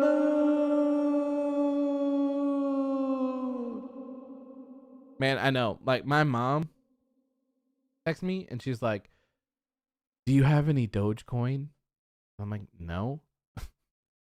No, I'm not into cryptocurrency. I don't know. I thought it was very interesting back in the day when Bitcoin first happened back in the day because I've always been a technology type of person. I read about it. I didn't understand it. And I was just like, cool, I'm done. And then like, I'm still not into it with how easy it is to get. But my mom's texting me like, hey, do you have Dogecoin? I just bought like $100 or $500 of Dogecoin, whatever it was. And my sister's texting me and calling me and she's like, do you have Dogecoin? I've made like a couple $100 here. And I'm like, no, I don't have Dogecoin. I don't want it. It's like Dogecoin is taking over the world. It's crazy. Anthony says, what if Cameron and Ted do a Trump versus Vince segment at TakeOver? Oh, God. Ashley says, Cameron Grimes may be going to the moon, but his money sure isn't. There you go, man. Or maybe, you know, Ted DiBiase, at the end of the day, he's just a gentleman. You know, he really wants Cameron Grimes to save his money. You know, they always say it's easy to make your money, but it's much harder to keep it. So he's just trying to keep Cameron Grimes a wealthy man. He's a sweetheart, really. DNM says Swerve shoving the cameraman to the ground was funny. AJ Francis' reaction, just laughing, made it better. I liked that as well. And they pulled up in a Range Rover as well, so that was kind of nice. Next up, we had Kyle O'Reilly taking on Oney Lorcan. Good, shorter end of the matches here. Afterwards, though, Pete Dunne and Oney Lorcan, Kyle O'Reilly gets the win, first of all. And then afterwards, Pete Dunne comes in and starts attacking Kyle O'Reilly. And so it is kind of a 2-on-1 thing. And then Bobby Fish returns. Bobby Fish makes his return to NXT. And ladies and gentlemen, we have your first ever AOW Underground Tag Team Champions. The Undisputed Era. It's great. Very happy to see Bobby Fish return. And Undisputed Era, man. It's done. It's gone. It's all done. And it's kind of interesting that Bobby Fish shows up tonight because I wanted to talk about Undisputed Era tonight and what the hell has happened post breakup. Even when when Kyle O'Reilly and Adam Cole were feuding, Bobby Fish wasn't really involved. Roderick Strong wasn't really involved that much either. It was mostly just Kyle and Adam. It was a really weird dynamic. I feel like the breakup of Undisputed Era could have been so much better. I mean, the feud between Cole and O'Reilly was great, don't get me wrong, but I feel like the four of them as a whole, like, there should have been more. And then we see Roderick Strong just hand William Regal some papers and leave. That's been, what, maybe a month or so at this point? So we still don't even know what's going on with Roderick Strong. We don't know if that's like him leaving NXT. Is he going to show up on Raw or SmackDown, or was it something else? Another contract? Like, I don't know. Hopefully they get to it soon because I'm curious and I want to know. But I'm very happy to see Bobby Fish back. He looks great. He looks big. Looks bigger. He looks over at Kyle O'Reilly. Kyle O'Reilly says, hey, bro, you know, I'm kind of like doing my own thing right now. And he says, don't worry, I have some business to take care of as well. So they are not reuniting. They're not a tag team. They're both staying independent of each other, which is kind of sad. It's cool because it'll be nice to see Bobby Fish by himself as well. The guy's talented as well. So it'll be nice to see these guys do some single stuff. Kyle has been great.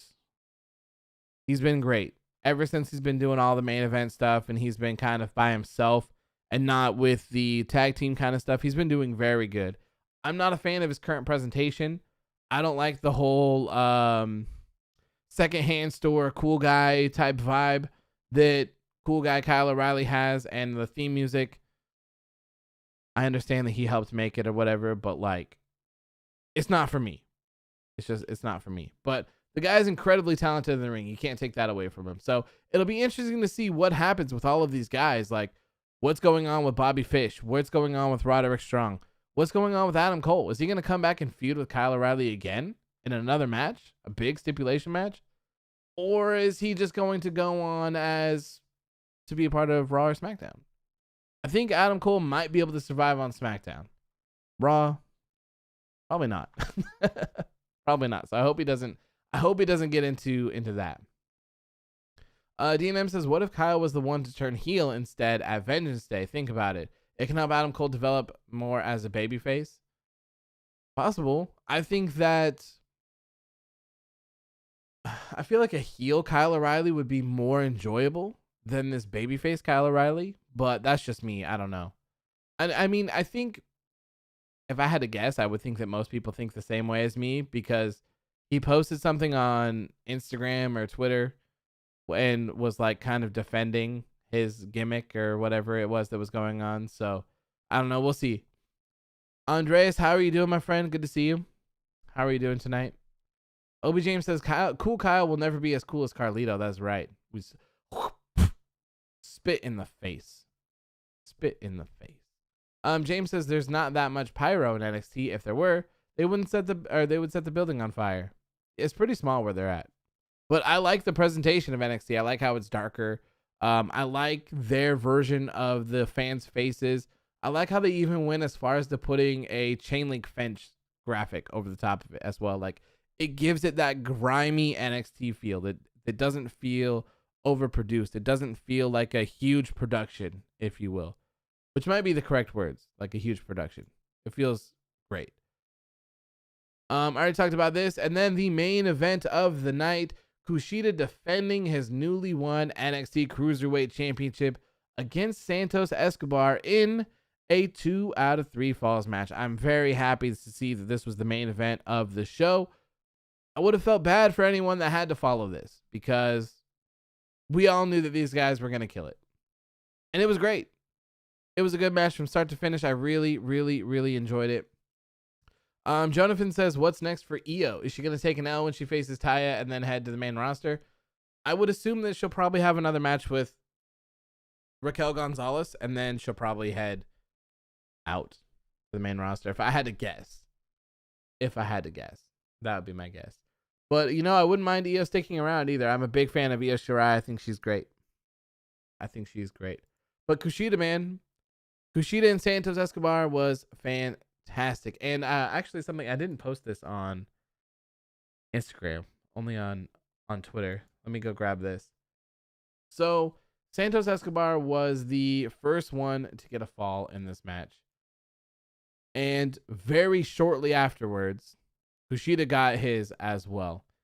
And it was a really cool moment. So Santos Escobar got the first pinfall of the match. It was 1-0 in favor of Santos Escobar.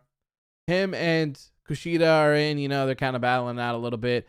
And then I can't remember the guy's name that's doing commentary now for NXT, but he's like, look, we're about to go to picture in picture. Don't move away from us. We got the action and yada, yada, yada. And then things start heating up between KUSHIDA and Santos Escobar. It looks like KUSHIDA is about to put him in a submission. It looks like there might be another fall. And he says, wait, do not go to commercial. Do not take us to the commercial break. Do not do this picture in picture. We might have something developing here. We have to watch this. We need to stay here for this. I loved that. It made it seem like Vic Joseph. Yes, thank you. Yes, Vic Joseph. That is correct. I loved that, though. And I think the reason why I love it is because it gives it a more realistic sort of anything can happen type of vibe where it doesn't feel like it's overproduced. Like, oh, yeah, there's no fans in attendance. So, we'll just do some rest holds during the commercials and yada, yada, yada. It was so cool just to be like, no, something is about to go down and we need to stay here to watch it. We cannot go to picture in picture. We have to see this. So, of course, KUSHIDA does make Escobar tap out, and he does get his first fall as well. So now we're tied up 1-1. And then, like, a few seconds later, they throw it to commercial break. So I thought all of that was great. I feel like it really brings in some realism to all of it. Marcel says, so NWA just announced a match next week between Thunder Rosa and someone else. And if Rosa loses, she must stay in the NWA and not work with any other company. That is a very odd stipulation. Oh, that is a very, very, very odd stipulation. That is for sure. Ashton says, I wish there were no commercial breaks at all. That'd be great. In a perfect world, I've talked about this before. I want to live in a world where the WWE network still exists, for one, and where you could pay you could pay your $5, $10 or your $10, whatever the hell it is, for a WWE network. But then, if you wanted to, you could pay, let's say $25 or something, right? So you pay $25 and then you get access to Raw, SmackDown, and NXT on the shows. I would love that. I would love to watch them on a network. And I think it would be really lucrative because there's no way to watch these shows on the West Coast early. Like, you have to stream them, or you have to have a dish. So for me, I have Xfinity. I have Comcast. I can't watch these shows when they air. These shows air 3 hours later for me. NXT is like 51 minutes in on the West Coast, technically, halfway through. And we're almost done with a 2-hour post show talking about it. So if you had something like that, which I think is really dumb, by the way, like, imagine if you didn't watch football games live. Like, imagine if the Super Bowl was aired 3 hours later on the the West Coast. It's so stupid. It makes no sense. So I would love if they themselves would provide a reasonable way to watch their products while they're actually live, because I have to stream them. I have to stream when I watch Raw, NXT, and SmackDown. I have to stream them.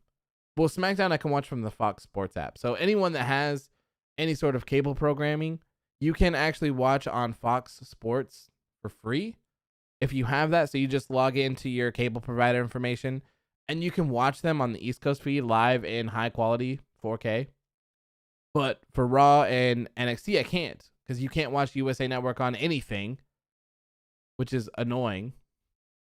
And luckily, my grandma has Dish Network, and TNT is one of the few TV stations that you can watch while you're not at home.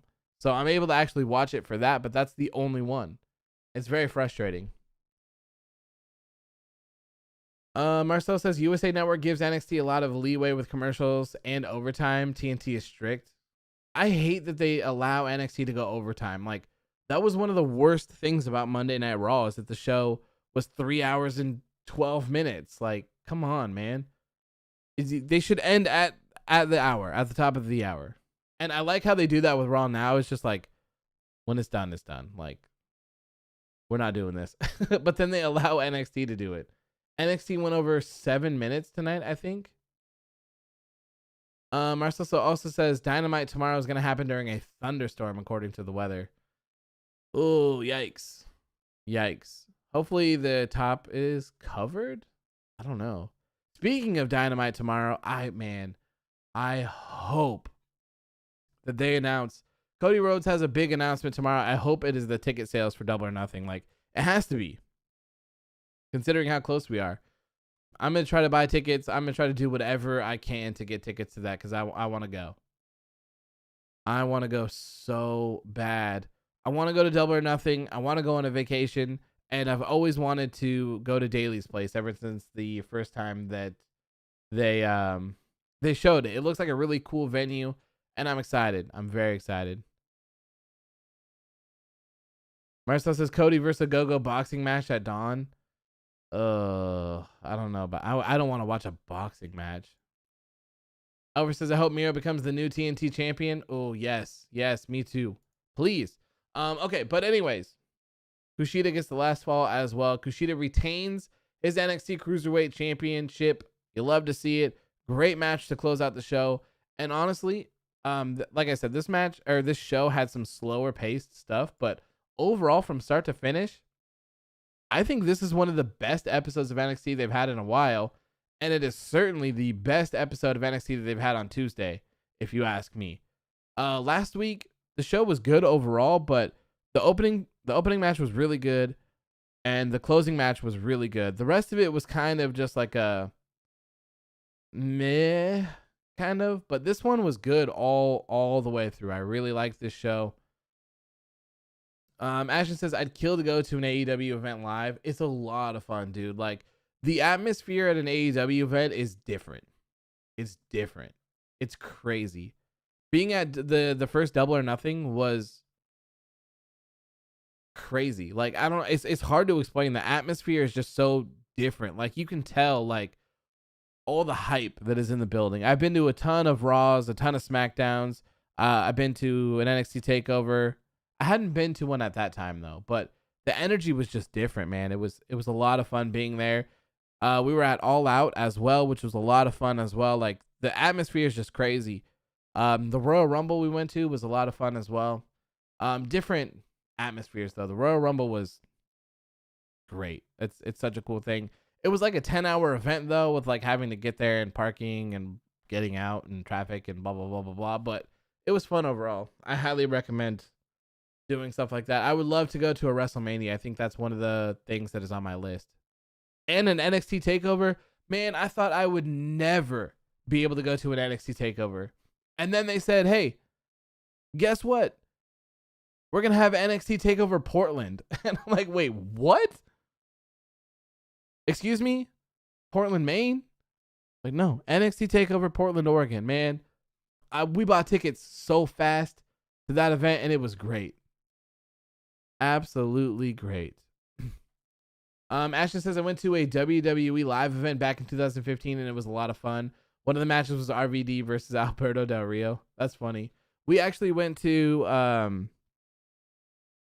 3 episodes. So we did 3 things. We went to a show, a WWE house show that was the Raw brand.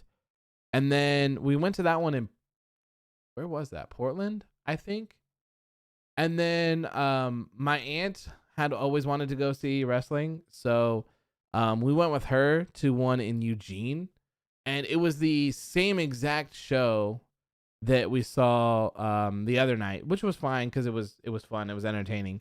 And then we went to Raw because they were all here. And it was a lot of the stuff that we saw in the house shows, but it wasn't nearly as fun. The house shows, like the atmosphere is crazy at a house show. It's a lot of fun. They do a lot of fun things. Like everyone is very interactive with the crowd and the energy is just, it's different than it is at Raw. Way different. It was so much more fun. And having been to like 2 of them and then the actual episode of Raw that happened, the difference was crazy. The house shows were so much better than the actual episode. The house show was unscripted, so it's way better. Yeah, it was just, it's fun because like you can tell when people are doing things that they love, and then you can tell when people are doing things that they're doing just because they have to, you know? And at the house show, it felt like everyone was having a blast and having fun. And at Raw, it just kind of feels like they're just there to work. Even though they're doing similar things, but there's a lot of differences between them. DNM says, I always want to see NXT TakeOver Miami. That'd be great. I would love to, like, I haven't traveled very much. And so I would love to just travel to wrestling events and just go to them. Chicago was a lot of fun for All Out. When we went to Double or Nothing, that one was in Vegas, and that was my first time to Vegas as well. So that was fun. Like, it's been great. It's been a lot of fun. Been cool. So hopefully we'll be going to Jacksonville at the end of the month, and we'll be at Double or Nothing. Oh, that'd be so good, man. It's like an 8-hour flight though, 7-hour flight or something like that, which is gonna suck ass. The flight to Chicago, I think, was like 5 hours, and it felt like death. So I'm not looking forward to that, but I think it'll be worth it for sure. Obi James says, I went to a house show where The Undertaker teamed up with Roman and Braun. That's very interesting. I can't remember the matches. The only match that I remember is Matt Hardy. It was Woken Matt Hardy taking on Bray Wyatt. That's the only one that I remember from it. I've never been on a plane. How is it? I was nervous to fly the first time that I did. It's not as bad, and it's not necessarily as scary as you probably think it is. It's close quarters, and it's kind of uncomfortable for longer flights because you're just tied to this little chair, but overall it's not that bad. During takeoff, you kind of feel like, you know, the pushback from the speed, and then when the plane first lifts off the ground, you kind of feel like everything just kind of like droop for a second, and then it's all good. You're just kind of flying, you know. I haven't been on a bad flight that had like a lot of turbulence or anything like that, so I don't have experience with that or anything. But other than that, just sitting in the same spot for like 5 hours doing nothing is brutal. DNM says a WrestleMania in Cleveland would be awesome. I would love to go to a WrestleMania so much. It would be so much fun. The only thing that sucks is that, like, our Royal Rumble experience, like I was telling you, it was like 10 hours. And that was a Royal Rumble. And that was in a way smaller venue. And that was like, we got super lucky as well because we bought our parking when we bought our tickets. So our parking, we had to be there like an hour or 2 hours early before doors opened. So we got like front row of the parking facility, parking structure or whatever. So like when the end of the show, like when it was all done and they turned on the lights and they're like, thank you for coming, we were able to get out in like 10 minutes and we were parked right at the front. So we were just able to dip out and escape traffic. I couldn't imagine what it would be like if we got delayed like 10 more minutes, and we probably would have been there for like another hour or two. And we were still there for 10 hours. Oh, that was Arizona too. That was Arizona. That was my first trip to Arizona. That was great. Aside from CC's Pizza, we always get these ads for this place called CC's Pizza, and it looks so good. It looks amazing. It looks like the best place in the world. And I don't know why we get ads for it, because there's not one like anywhere near us. I don't even think there's one in Oregon, period, whatsoever. And so we get there and it was like $5 or $6 or something for like all you can eat pizza and salad. And it was so trash, man. I was so mad. I was so mad. It was like the shittiest pizza I've ever had. And then the salad bar was literally just like the shredded iceberg lettuce things that have the radish and the carrots in them. I mean, it was cheap. It was only like $6, but it was like, it looks so good on TV, and it was just so disappointing in real life. And that was Dunkin' Donuts too, unfortunately. Donut was good, but the coffee was not. But maybe it's just what I ordered. I don't know. Ash said, I don't mind planes. It's just the loud sounding of the plane flying hurts my ears. I do have that problem, like when we're coming down, where like it hurts my ears a little bit. Having like headphones in made it even worse too. It's a fun experience. It's not bad. It's not bad. I can certainly tell you that. Okay, so I've flown from Oregon to Southern California, and the first year that we went for Car Week. It's like a huge event down there. It's high-end cars, high-end auctions and stuff like that. So we went down there for that, and we took an RV, a huge RV, you know, like a kind of like a tour bus. Me and someone else. And it was like a 14 or 17 hour drive.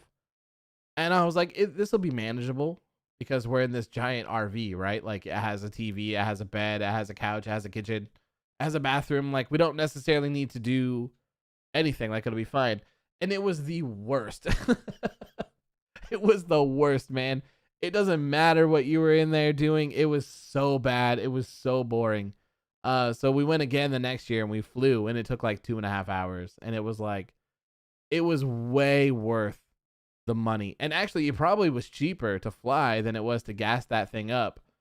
So when you take an account for gas and eating and like tires if you need them or anything like that, like flying was so much better. It took 2 hours to get there. It was great.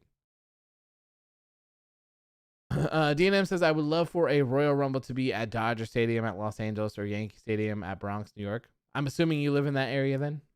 Assuming. I would love to go to New York too. So if they have a big event there, I wouldn't mind going. All right. That is all. I think we covered all of it. See here. Yeah, I think we are all good. We are all good here. WrestleMania Backlash. Oh, God. Okay, so here is the schedule for the week. Tomorrow, there will be full coverage of AEW Dynamite. There will be an AEW Dynamite post-show, and hopefully, fingers crossed, Miro is the new TNT champion. I would love to see that. Let's see here. So full coverage of that. Thursday, I will probably have a WrestleMania Backlash predictions video. Hopefully. I didn't even know. I might wait. I might wait till Saturday to release that, because they'll probably add some more matches and change things up on Friday. So I might wait for Saturday on that. So Thursday might be kind of a blank blah day. On Friday, there will be no SmackDown coverage. There will be no SmackDown post show either. I am taking a break. I am done. If you would like to hang out, though, I will be live the same time that SmackDown is airing. I will be live on youtube.com/Phantom Spec. We will be continuing the AOW Underground Universe mode there that is controlled by chat. So you're more than welcome to hang out and book the shows with us and hang out and chat and whatever it is that we end up doing. That'll probably be 2 or 3 hours. And then going forward, I want to incorporate Fire Pro and SmackDown vs. Raw 06 in those as well. I think it'd be a fun rotation. Maybe do WWE 2K20 on Mondays and do something else on Fridays. Maybe do something else on Thursdays or something when there is time. So I want to do a lot more game streaming and stuff like that. And then let's shoot for Saturday to have a WrestleMania Backlash predictions video. And then on Sunday, of course, there will be WrestleMania Backlash coverage and a WrestleMania Backlash post show as well. James says AEW has only done their shows in America. Yes, they have. And only on the East Coast as well. Marcel says, I forgot the pay-per-view was this week. Impact has a great show this Saturday. Omega is on the card. It's AEW versus Impact versus New Japan. Oh, damn.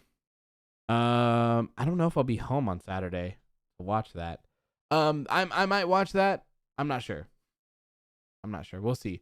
It depends on if I'm home. We're usually out doing things on Saturdays.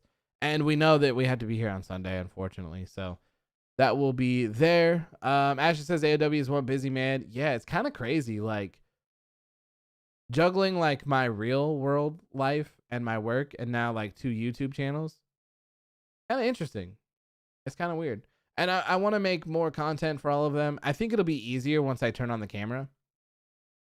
Because then I won't have to edit things. Like I can just turn it on and be like, yo, what's up? It's me. I'm here. We're going to do these WrestleMania Backlash predictions. And I'm just going to read them off the top. And we're good to go. And then it'll just have like a minimal amount of editing and we'll be good. But in the current state, like it's a lot of like editing and pictures and making backgrounds and blah, blah, blah, blah, blah, blah, blah. So I think it'll get easier once I do that. I don't know when it's actually going to happen though. Marcel says, is this your actual full-time or do you have another? So I work for myself. I do a lot of different things. I have a couple of my own things that I use that I created that make me money on a monthly basis. And so I have those that I do myself. And then I work with probably 7 or 8. Hold on.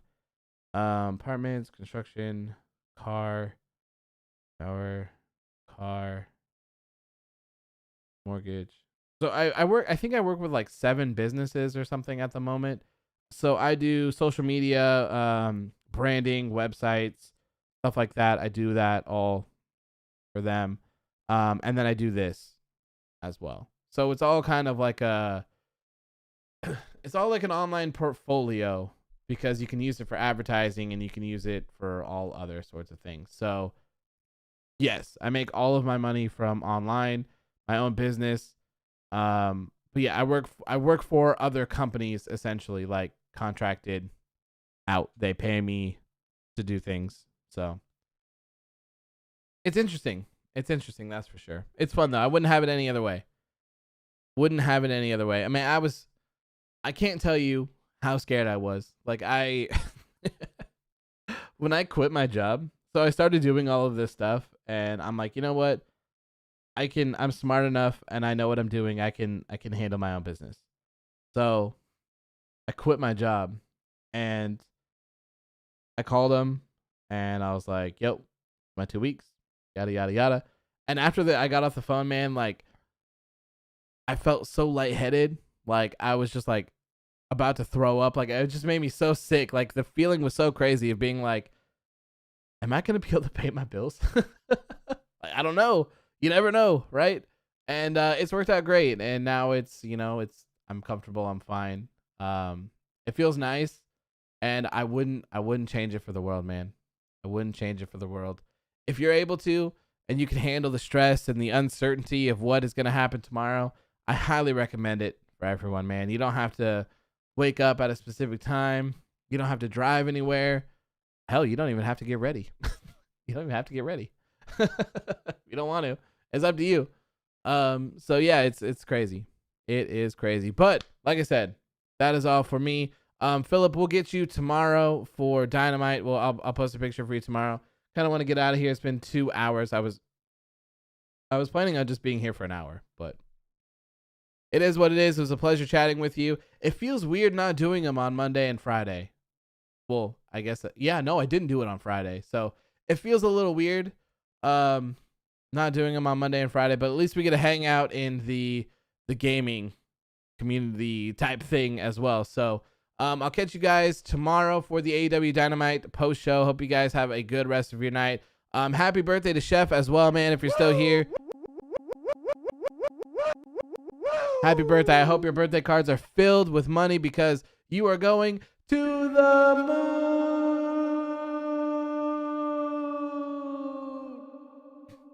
Ashton Ashton says, good night, you fickle fucks. I love it, man. I love fickle fucks. It's hilarious. But anyways, thank you guys so much. I appreciate you all. And I will see you all here on tomorrow on Wednesday for AEW Dynamite post show. Peace.